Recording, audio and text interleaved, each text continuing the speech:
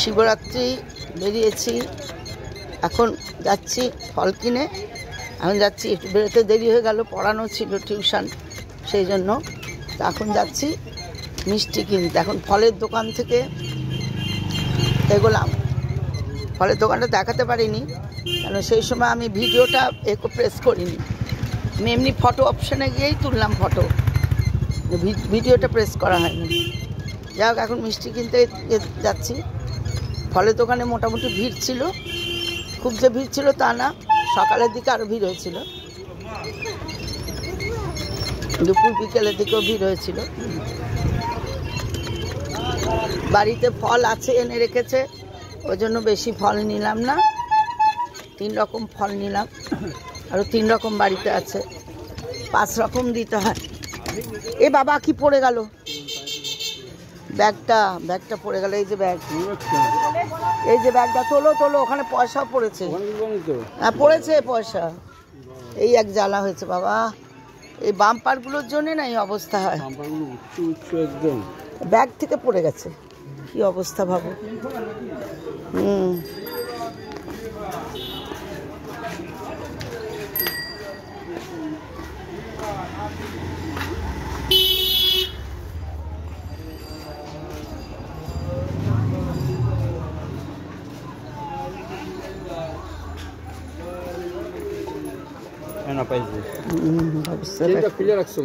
না না, এই তো খুলে রাখছি, এবার বন্ধ করবো। বাবা, এত বড় বাম্পার না, ব্যাগের মধ্যে থেকে পড়েছে ভাবো। এত বড় বড় বাম্পারগুলো দিয়েছে কেন কে জানে গো। এতে তো আরো বেশি অ্যাক্সিডেন্ট হওয়ার চান্স, তাই না? রিক্সা উল্টে যাওয়ার চান্স কত রকমের। আর একটু ছোট দিলে পারতো, বড্ড বড় বড় দিয়েছে। হ্যাঁ হ্যাঁ, এটা যেন উঁচু পাহাড়ের মতন একবার করেছে। হ্যাঁ, খাড়া করে দিতেছে।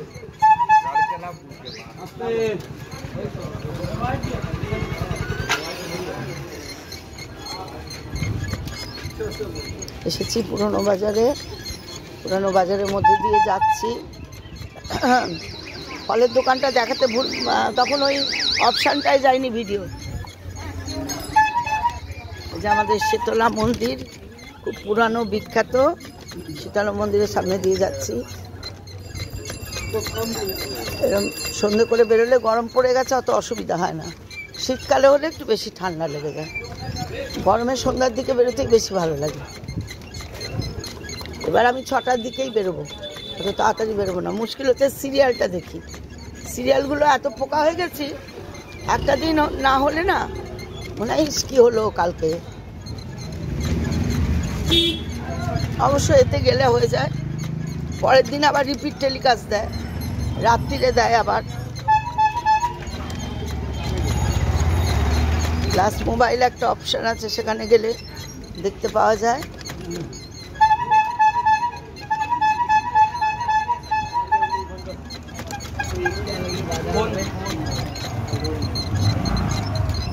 দুধের প্যাকেট, বেল পাতা, বেল পাতা ফুল কালকে নিয়ে নেবো,